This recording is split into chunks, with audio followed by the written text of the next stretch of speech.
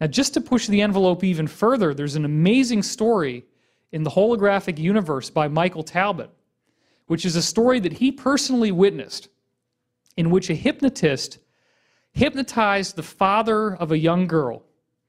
And under hypnosis, he told the father that he would not be able to see his own daughter or hear her whatsoever.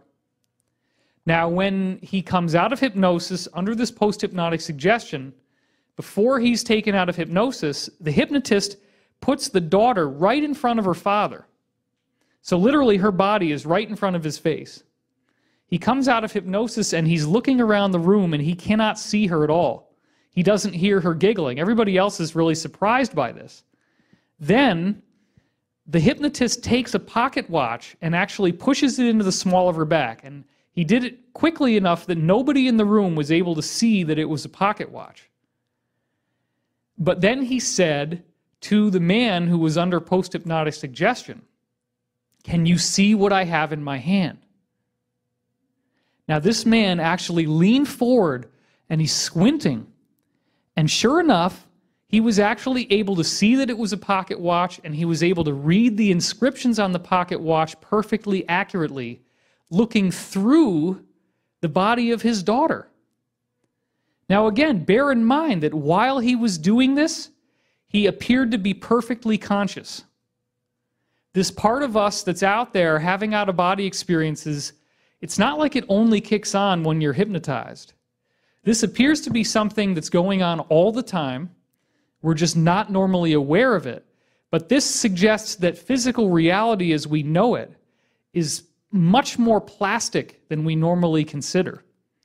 Some people like to call it different frequencies or different vibrations. I know some scientists who really discourage the use of those terms, but one of the terms that we do use for this that seems to be more accurate is a density. That there could be different densities of the source field. The source field, of course, as I said, ultimately being consciousness and being the author of reality, being the author of physical matter, an intelligence that creates physical matter. So if you are given the right post-hypnotic suggestion, it appears that you can see right through physical matter. Physical matter exists at a certain density in which it appears to be solid to us, but there are other levels in which it is not solid, and under the right suggestion, it's no longer that much of an obstacle. So, how do we see through that veil? If physical matter is only one frequency or one density, then what is the secret that's going to allow us to get through that veil? That's one of the big questions that I address in the source field investigations and at these weekend conferences, of which this is just the beginning of a huge adventure that we're going to be doing. I propose that we already do have an astral body that's floating around and living in the source field. So the question, do we have an astral body? Absolutely yes. There's so much evidence for that, and we're going to go through a lot of that over the course of the weekend. And I believe that that part of us that's out there floating around doesn't just send photons to the area we're looking at. Now remember, the Chinese said in their research that when the subject was accurately remote viewing the target, up to 15,000 photons burst into the room all at once.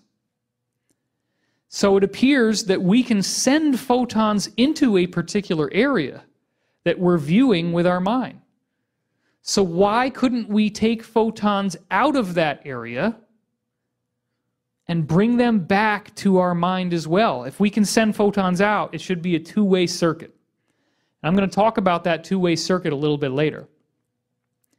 In other words, I'm saying you could actually be floating around in your astral body, seeing things with what appears to be your eyes, although the question of whether you even have eyes in the astral body or whether it's just an energy body is an interesting question. But let's say you're looking at something and that something is giving off photons and you capture it into your energy field and you can somehow send it back to your mind. This is exactly what I believe is happening. Before we go there, though, I want to talk a little bit about non-local mind. This is another very, very fascinating discussion. Because when you get into the idea of the source field, the idea that all physical matter, all space, all time, and in fact biological life is all part of a consciousness, then your mind would be the gateway.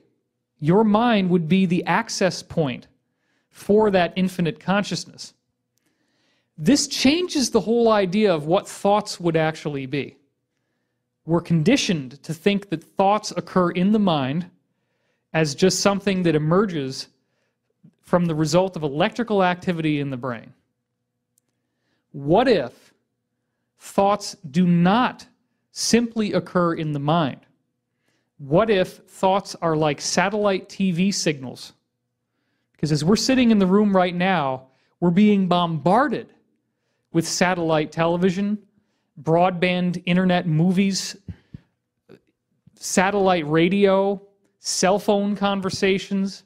Up until recently, it would have been broadcast television, but now that's all gone into the digital spectrum. The point is, even radio waves from a radio station, there's all this electromagnetic information that's going on around us right now. And we totally accept that.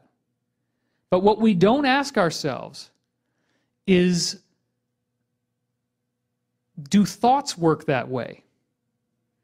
Could the brain, could the mind somehow be able to tune into the source field, tune into these thoughts that are out there energetically, and actually pull them in and give us a direct access to what's going on in the source field? And do we share consciousness? Do we share a mind with others? Well, going all the way back to 1983, some very, very groundbreaking research was done by Drs. William Broad and Marilyn Schlitz. They were specifically investigating a branch of remote viewing called remote influencing. Now, in remote influencing, the idea is that you try to affect other people's thoughts with your own mind.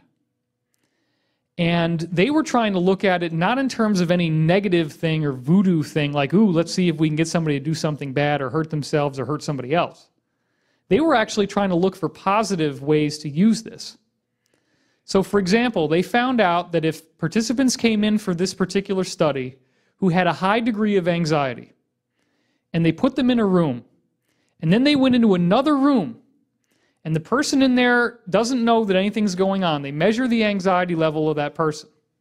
And then at a random time, with nothing else different, they spontaneously start trying to influence that person to make them calm down and be less anxious. And sure enough, as they did that, the person's own anxiety scores remarkably increased. And in case there's a skeptic watching this on the internet, yes, they actually measured it with physiological indicators. Heart rate went down, respiratory rate went down, and galvanic skin response, which is the electrical activity on your skin, like on the lie detector test. All of those physiological signals actually changed just by them remote influencing this person somewhere else. It doesn't mean that they handed him a magazine and he reads the magazine and then he calms down. Because as I said, they left him in there for a while and they measured the anxiety score and it stayed at a certain level, and it wasn't until they did the remote influencing that the anxiety changed. Now the next study is even more fascinating because they gave people tests to see how well they could concentrate. And they found that through remote influencing, they could actually improve people's ability to concentrate. You literally can have someone else do the thinking for you. They join with your mind, and you become more effective at thinking. Now, somebody can say, okay, well, maybe we have an ability to calm people down, and maybe because you calm down, that made you think better. But it can't be that there's any real information other than this general calming effect that could be transmitted, and that's not true either. In science, there is a documented phenomenon called the multiples effect. Now, the phenomenon of multiples was cataloged as having occurred 148 times by 1922. Now, what is multiples? Multiples refers to different scientists who are isolated from each other, who are not reading about each other's work, independently coming up with exactly the same discoveries at almost exactly the same time.